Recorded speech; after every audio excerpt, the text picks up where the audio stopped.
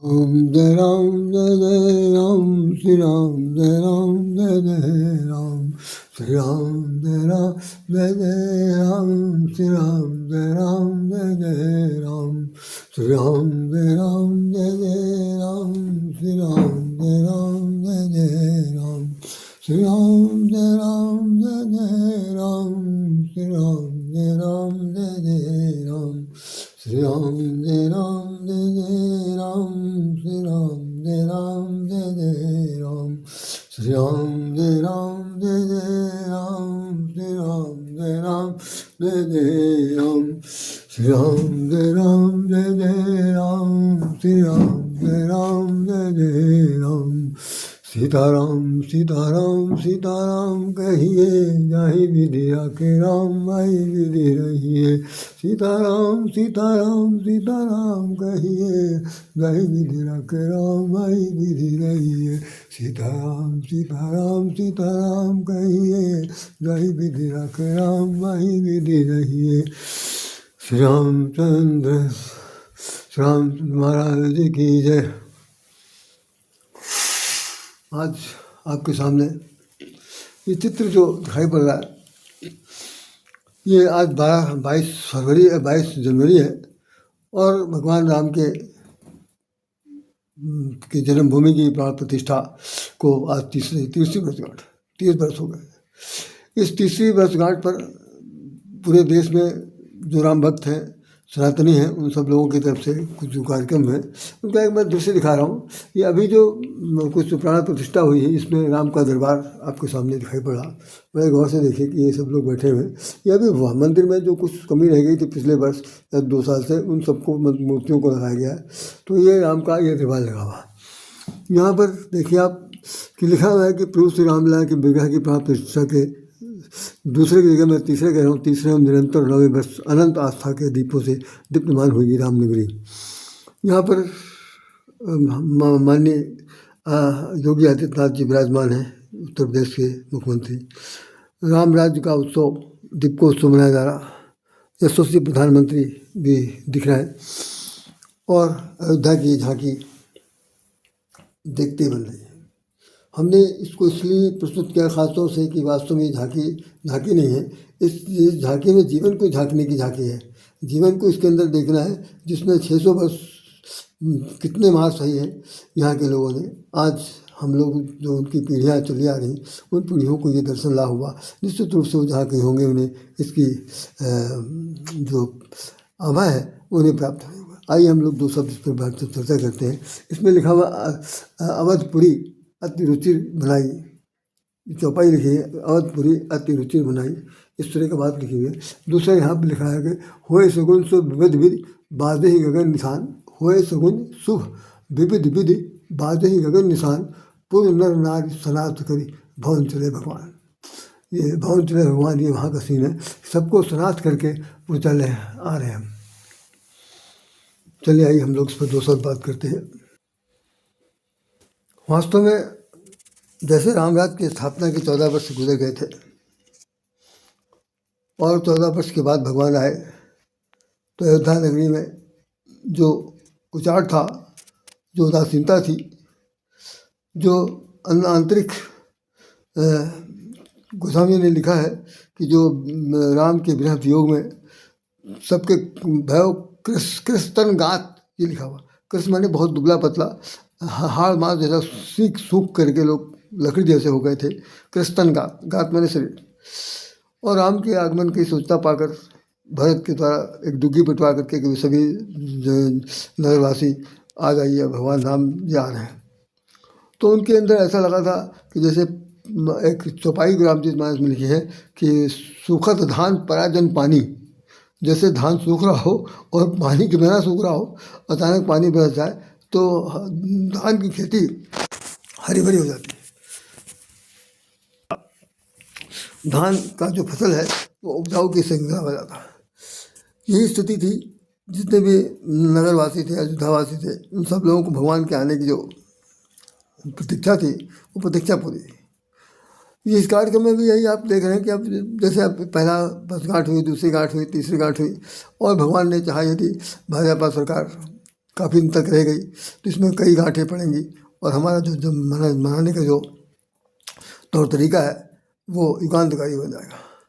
आज लखनऊ शहर में भिन्न भिन्न स्थानों पर हमने देखा कि भाई हमें तो बहुत बाद में पता चला, मुझे हमको यहाँ के सभासद ने फ़ोन करके बताया कि कल भंडारा है और सुंदरकांड का पाठ है। तो मैंने कहा कोई काम होगा इसे, या तो बसंत पंचमी के उपलक्ष्य में हो रहा, लेकिन बाद में मालूम हुआ जब मैं वहाँ गया तो उन्होंने कहा कि भाई आज रामलला की स्थापना हुई थी तो उसके उपलक्ष्य में कार्यक्रम हो रहा। बहुत जगह भंडारे हुए, सब कुछ हुआ, सब लोग आ रहे जा रहे हैं और गायन वादन हो रहा, तरह तरह के भजन कीर्तन गाए जा रहे हैं, इस तरह के सब काम हुए। हमारे पड़ोस में एक बहुत ही प्राचीन मंदिर है जिसका गुलाचीन मंदिर के नाम जानते हैं। ऐसा मेरा जहाँ तक अनुमान कहता है कि कभी वो गुलाबों की वहाँ पर खेती होती थी और वो समय निकल गया, खेती करने वाले निकल गए, बंजारे जैसी स्थिति हो गई। बाद में वहाँ पर एक महंत आए थे अयोध्या से, आने के बाद उन्होंने वहाँ पर अपना हनुमान जी की मूर्ति की स्थापना की थी। तब से वो गुलाचीन हो गया था। वास्तव में गुला का आसीन होना चाहिए था, गुलाब के फूल से होने वाली खेती का एक स्थान था वो। तो गुलाचीन मंदिर में हनुमान जी, पंचमुखी हनुमान जी विराजमान हैं।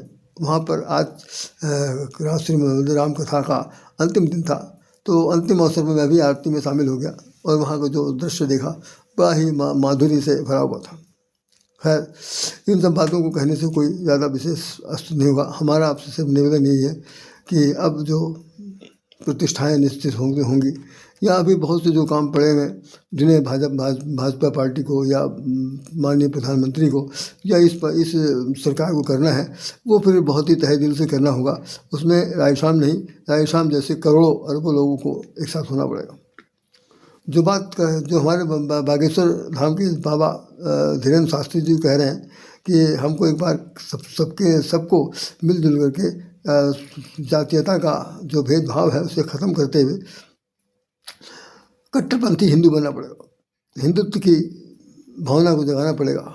और हम हिंदू हैं और हिंदू राष्ट्र है तो इस चीज़ को जैसे हम लोग यह अगर अन्यथा न लें तो हमारे जैसे होता नहीं कि एक तो भरतवंशी जो युद्धवंशी हुए और उसके बाद एक है सूर्यवंशी हुए। इन 3 वंशियों के बाद तो जितने वंशी आए वो अपने अपने नाम से रखे गए, लेकिन वास्तव में भरतवंशी में कौन है? पांडवों का पूरा वंश चला रहा। कुरु विश्व में कौरवों का भी राज्य सिंह चला रहा। इससे पहले त्रेता युग में सूर्यवंशी थे, चंद्रवंशी इसी द्वापर में आए। तो इन्हीं सब लोगों की विकृत हुई तमाम सारे जो लोग हैं उन्होंने अपने समय के साथ या परिस्थितियों बस मारकाट के बाद जो अपनी सुरक्षा के लिए जैसा चाहा वैसा उसने नाम लिखा और उसकी जात चल जा रही। लेकिन बाद में जो विधर्मी लोग आए उन विधर्मियों ने जातीयता को तो जैसे तैसे चलने दिया, लेकिन तोड़फोड़ बहुत की और धर्म परिवर्तन बहुत से कराए तरह तरह के बाद। जैसे अब आपको मैं बता दूँ कि अब इसी संदर्भ में बोले दे रहा हूँ कि जैसे हिंदू हम लोग क्या है, जैसे अभी हमने कहा कि भरतवंशी, युद्धवंशी, सूर्यवंशी, वैसे ही अगर हम कहें कि भारतवंशी तो भारतवंशी में कौन बाकी बचेगा?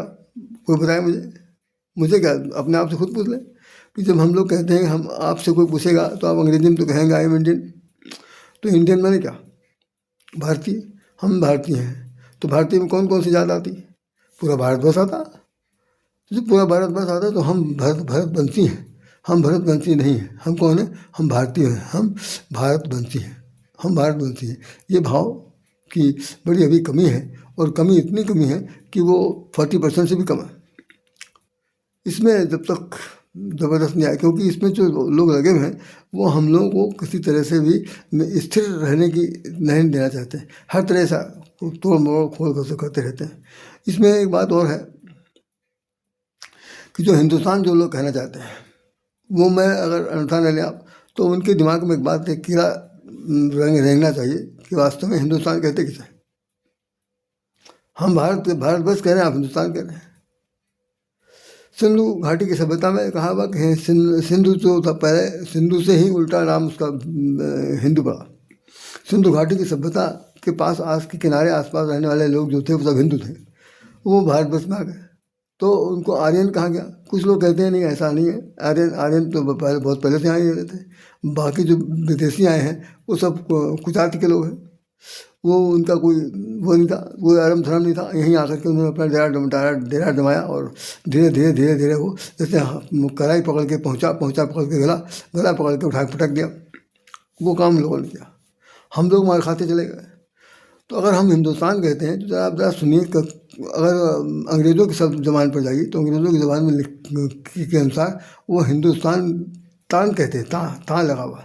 लेकिन अगर हम ये कह दें कि नहीं ये गलत बोल रहे हैं, तो सही क्या है? हिंदू स्थान। ये क्या है भाई? ये कौन सी जगह है? ये हिंदू स्थान है।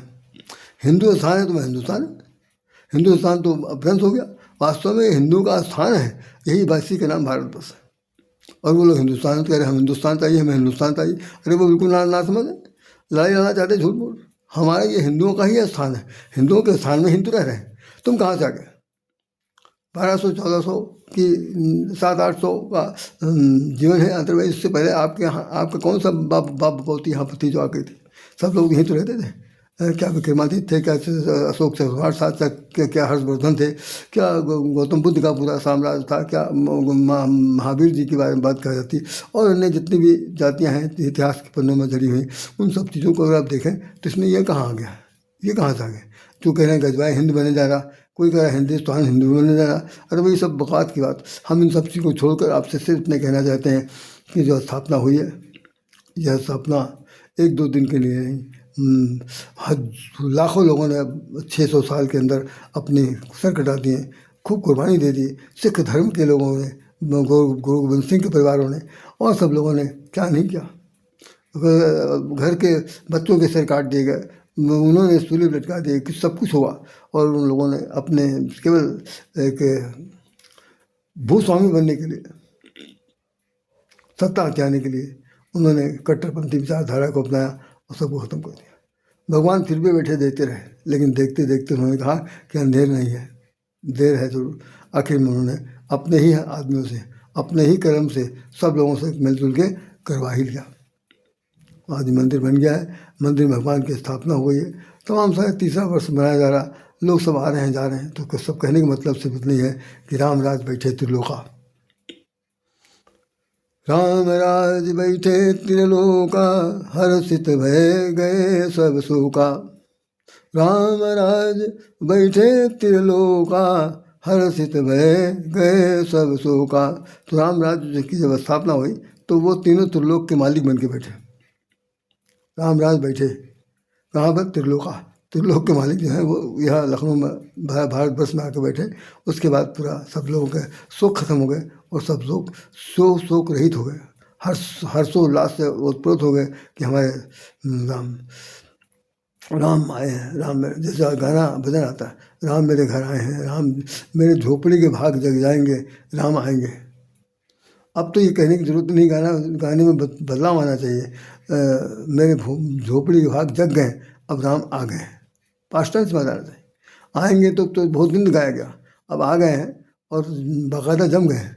अब उनके बारे में जो गीत गा सकते हैं, लिख सकते हैं, उन्हें लिखना चाहिए। ये गाना तो सबरी से जुड़ा हुआ है। और सबरी ने क्या किया था आपको जाने मालूम है? सबरी में यही सबरी था कि शाम गौर सुंदर दो भाई, सबरी परी चर लिपटाई। श्याम गौर सुंदर दो भाई, सबरी परी चरण लिपटाई। सबरी ने जैसे ही भगवान राम को लक्ष्मण का नाम सुना और वो अपनी बुढ़ापे की स्थिति से जैसे खिसकते हुए लाठी खींचेंगे जैसे भी हो आई और आकर के भगवान के चरणों में लिपट गई। सबरी परी चरण लिपटाई, चरणों लिपट गए। भगवान ने भी कह दिया, माई माँ भामिन तोर भगत का नाता, ये पुत्र तेरा है और माता पिता का जो वात्सल्य है उसको प्राप्त करने के लिए मैं आया हूँ। तो रो नहीं मेरी माँ, भूख लगी है, खाना लगाइए। सभी जो है वो अपने हिसाब से जो कुछ दिनों देती हैं। बैर के बारे में कहा जाता है, आप भी इसको कल्पना करिए, बैर किस तरह खिलाए उसमें। लोग झूठे बैर कहते हैं, उसमें एक कल्पना है। साकार रूप उसका ये है कि वो बैर बैर थे वहाँ जंगलों में, बैर ही मिलते होंगे और बहुत बड़े बड़े फल तो थी नहीं, और फिर उसके पास इतनी ज़्यादा ताकत नहीं थी कि जाके तोड़ के लाए इकट्ठा करे, तो वो बैर को रखती थी। ऐसा ऐसा कहा जाता है कि बैर को सुखा कर भी रखा जाए तो उसका स्वाद, उसका जो तासीर है वो ऐसी चीज़ बनी रहती। तो वो करती क्या थी कि हर बैर को काट के देखती थी, तो जो बैर मीठे होते थे उसको तो झोले में रख लेती थी, जो खट्टे होते थे उसको खा लेती थी। जो मीठे हैं जो भगवान खाएंगे उनको तो जेब में रख दो, इसलिए उसने अपने झोले में रख लिया, जो खट्टे हैं उनको खा लिया। तो वो बैर जो रखते हैं, जो लिखे हुए लोग गाना गाते हैं, जूठे सबरी के बैरों को बिदते भोग लगाई, सबसे ऊंची प्रेम सगाई। सूरदास ने पद लिखा था कि दुर्योधन घर बेमा त्यागी, साग बुजुर्ग हलखाई, जूठे सबरी के बैरों को बिदते भोग लगाई, सबसे ऊंची प्रेम सगाई। सबसे ऊंची प्रेम सगाई, सबसे ऊंची प्रेम सगाई, दुर्योधन घर मेवा त्यागी, साग विदुर घर खाई, जूठे सबरी के बैरों को विदते भोग लगाई, सबसे ऊंची प्रेम सगाई। प्रेम के बस अर्जुन रथ हाके, भूल गए ठकुराई, सबसे ऊंची प्रेम सगाई, सबसे ऊंची प्रेम सगाई। फिर वही सबरी उनको खिलाया पिलाया और अपने भगवान ने अपना उनको परिचय देते हुए रिश्ता बता दिया। बाद में नौधा भक्ति थी, और नौधा भक्ति के एक बात क्या हुआ कि वो असुकई जोग अग्नितन दारा, इस प्रकार फिर उसने अग्नि में अपना योग अग्नि से अपने जीवन को मुक्त कर दिया और शाश्वत रूप से भगवान के ब्रह्म में चली गई। तो राम जी आएंगे, झोपड़ी के भाग जग जाएंगे। अब झोपड़ी के भाग सबके जग गए हैं, हम इसको इस तरह से कहते हैं सबके जग गए हैं। अब गाना जो गाया जाना चाहिए कि अब आएंगे नहीं, आ चुके हैं। तो ये अयोध्या नगरी रुचि सुहावन है, और यहाँ पर सबको अयोध्या का नाम ही नाम रखा गया कि अयोध्या, जहाँ पर जिस अवध नाम जिसका वध नहीं होता, जहाँ अगर कोई भी शत्रु भी आ जाए तो उसको भी छोड़ दिया जाता। यही कारण था कि यहाँ पर आया था लड़ने के लिए, आक्रमण करने के लिए मेघनाथ, और उसको क्या नाम दशरथ जी ने मना कर दिया था, तो राम ने उससे छोड़ दिया था, नहीं उसका वध वहीं हो जाता, ख़त्म बात हो जाती, खेल ही ख़त्म हो जाता। लेकिन नहीं, उन्होंने इस बात को लंका कांड में कह दिया था। राम ने कहा, लक्ष्मण मूर्छित उतारने के बाद कहा कि जो जनतो सिय बंधु बिछोहू, पिता वचन मनतो नहीं हूँ। अगर मुझे ये बात मालूम होती कि भविष्य में कभी हमें अपने पुत्र, अपने भाई और पत्नी से विमुख होना पड़ेगा, तो निश्चित रूप से मैं पिता की उस बात को बिल्कुल न मानता और उसका वध कर देता। लेकिन अयोध्या का नाम तो अवध है, अवध में क्या हुआ, अवधपुरी अतपुरी सुहावन लिखा हुआ, तो जहाँ पर वध नहीं किया जा सकता तो वहाँ वध नहीं किया। तो कभी कभी हम लोग अपने जो नियम के पक्के हैं, उसूल के पक्के हैं, इसी का नाम सनातन। बाकी लोग ना नियम के पक्के हैं, ना उनका कोई धर्म है। तो जो धर्म नहीं वो धर्मी है, जो चाहता कर लेता। तो हमें नहीं ये करना है ना वो करना है, बल्कि ये करना है अब जो कुछ प्राप्त हुआ है, अब जो कुछ प्राप्त हुआ है उसकी सुरक्षा के लिए सबको कमर कसना है, और हर अपनी पूरी पीढ़ी को सजग सिपाही बनाना है। यही सबसे बड़ा कर्तव्य है। जैसे हम लोग गाना गाते हैं, बसंत वो आएगा जब अभी तिरंगा झंडा फहराना 26 जनवरी या 15 अगस्त या तो कहते हैं, हम लाए हैं तूफान से कश्ती निकाल कर, गाना आता, हम लाए हैं तूफान से कश्ती निकाल कर, मेरे बच्चों रखना इसको संभाल कर। तो कश्ती निकाल कर लाए हैं तो कहाँ से लाए हैं, तूफान से लाए हैं, तूफान से वो नौका निकाल के लाए हैं। तो अब हम तो जा रहे हैं, या हम आज नहीं तो कल मर जाएंगे। तो ऐसी स्थिति में जो कश्ती लाए हैं उसको संभाल के रखना है। तो आज उन्होंने गाना गा दिया था, अब हम लोग को सब गाना गाना है कि अयोध्या नगरी बहुत मुश्किल से प्राप्त हुई, बहुत मुश्किल से ये भव्यता दिव्यता आई है। पूरे विश्व में एक रिकॉर्डेड ये महल तो महल बन गया है। इसके बाद दूसरा कोई इस बात कोई पूरे विश्व में अनोखा दृष्टांत नहीं है। तो ऐसी स्थिति में इसको आपको सबको संभाल के रखना है।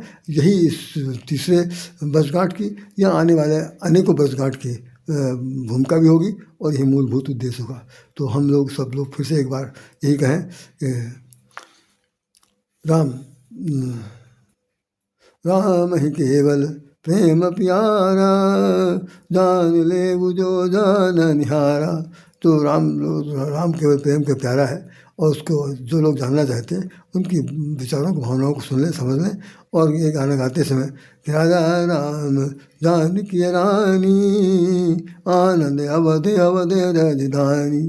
तो ये अवध की राजधानी है, राजा राम जानकी सब लोग विराजमान हैं, और उनके बीच में हम लोग भी दासत्व को स्वीकार करते हुए उन्हीं की शरण में हैं। और घर घर में, घर घर की छोड़ो, हर घर के जो मालिक हैं सबके, छोटे से बड़े के, इस मन में उनका निवास स्थान होना चाहिए।